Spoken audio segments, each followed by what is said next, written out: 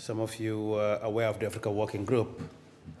You need to give a quick, I have 10 minutes, but I'll get into that 10 minutes, but you need to understand that, in 2002, before the meeting in Joburg for SSD, everybody was trying to put water on top of the agenda, and there was a Bonn meeting, and some ministers, African ministers of water were there, and it was facilitated by Dr. Klaus Toffer, and invited the African ministers, and 5 of them were there, and they really talk about bringing water on top of the political agenda and move it up.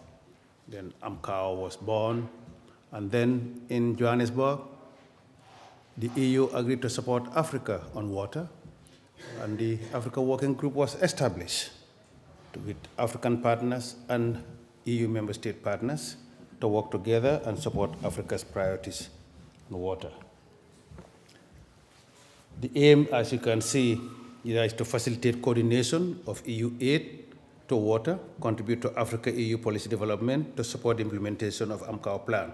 The first bullet is very important because aid was just going helter-skelter. You just apply, you get aid. There was no coordination. A lot of aid going to one country and other countries are left behind. And for that, it was both a problem for Africa and also for the EU. So we needed to facilitate, because members of the EU states are all, some of them members of the Africa Working Group, to see how to coordinate that and how to develop policy. AMCAO has a work plan and how to support the implementation of the work plan. The members consist of in AMCAO we have what we call the Technical Advisory Group and the Executive Committee. The Executive Committee is the ministers, 15 ministers, 3 from each sub-region. The Technical Advisory Group are technical experts of water, 5 from each sub-region, that's 25. They are elected every 2 years. They consist of the AMCAO TAG.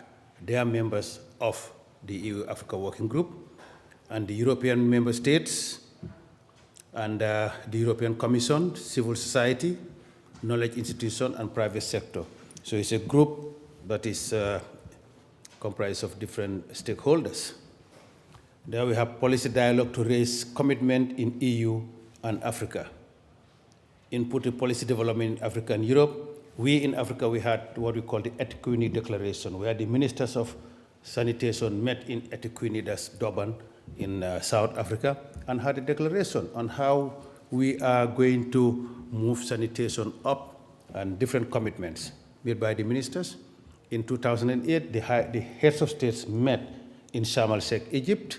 We had what we call the Sharm el-Sheikh Declaration on water and sanitation. So that's the highest commitment that you can ever find. Whenever they say, is there a political commitment, you cannot get anything higher than head of state summit, choosing a theme, just water sanitation. 2011, the EU Council conclusions of the 3103rd Environment Council meeting. So these are all at high level, and the working group helps to bring awareness of these and help to promote them. Financial support generated for AMCAO Secretariat and civil society on water and sanitation. Most of the financing for the Secretariat is coming from the German government, that is a member of EU. At the beginning, AMCAO had a lot of financial support from the European Commission itself. You have ANU that was supported by the European Commission, and all coming from the EU ACP water facility, which is a challenge because those who negotiate this are ambassadors who are in Brussels. So their priorities may be different from the priorities of the water ministers. They represent their government. So when they are negotiating, some government may say sanitation is a priority, or education, or agriculture, or infrastructure.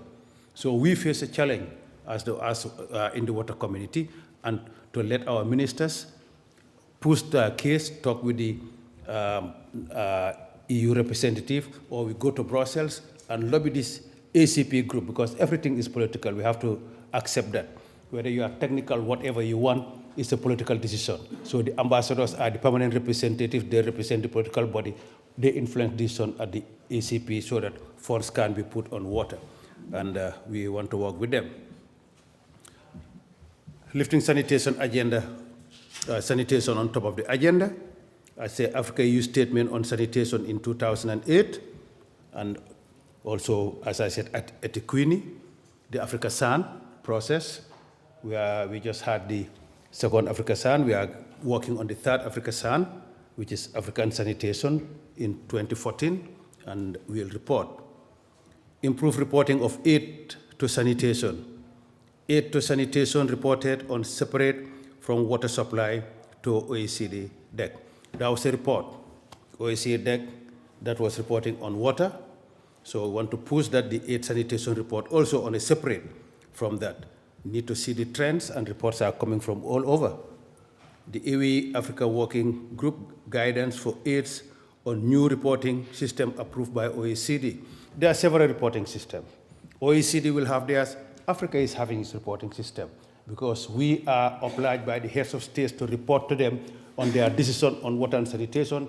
As we are meeting now, there's an other meeting in another hall, harmonizing, developing the African reporting system and harmonizing it with that of the GMP and that of the GLASS report.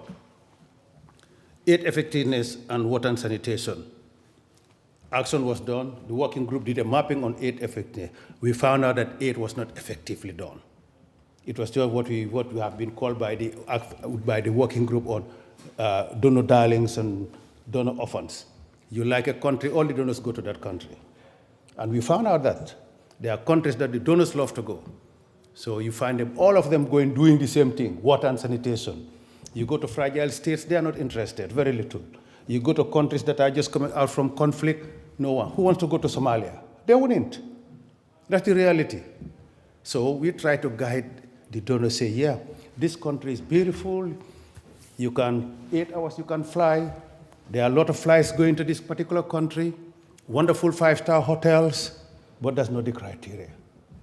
Criteria is the people want the water. You talk about governance and all of that, but you want to help the people, they want the water. Even if Somalia is a known state, you can pass funds through NGOs, civil society, to give the people. For we at AMCAO, we do not discriminate. We want the partners to know that it's for Africa. 340 million Africans do not have access to water. No matter where they live, we want them to have water. So the aid was, we found out that they were all going to few countries. And the irony is that those that are GDP per capita invested in water by their own governments were receiving more aid. Report on EU donor harmonization to align to 2010. Of course, the donors need to align and harmonize, their activities. Recommendation for improved aid effectiveness delivered to African water ministers and EU. That's the recommendation we made, for that aid effectiveness, so that it can get to the right countries to reach the right people. Water resource transboundary. My colleague will talk more on transboundary. Support to AMCAO report, 2012 status report on the application of integrated approaches to water resource management in Africa. This is a report that was yesterday. It was in the Africa Focus Day, and also in Cairo it was launched, and it was supported by GIZ and also the Africa Working Group. As I said, at the Ministerial Declaration of Africa Water Week, that's how it was. The other part of the slide will be talked about by my colleague who deals with the transboundary. Strong Africa-EU water partnership is important because we talk about the joint Africa-EU strategic partnership, the JAS. This is all to try to influence policy at higher level, to identify in Africa what are our priorities, to get our European partners to buy in. As I said here, it says that over half of all reported aid towards in sub-Saharan Africa comes from EU institutions and member states. Yes, they're putting more in Africa, but I should add also that 60% of what is spent on water and sanitation in Africa is coming from the national governments. We have done that study. Africa Development Bank has done that. It's coming from national government. But from the donor side, what is coming into Africa, most of it come from the European Union institution. Africa is a priority recipient for the EU in the field of water. Yes, but we have to work hard because the new EU policy is not giving water a priority. That's the reality. They have developed a new policy, new strategy. We are talking about it. So we need to work hard that we bring back water as a priority to the EU, either through the JAS or through whatever mechanism we need to do that. And the effective use and targeting of resources to benefit all.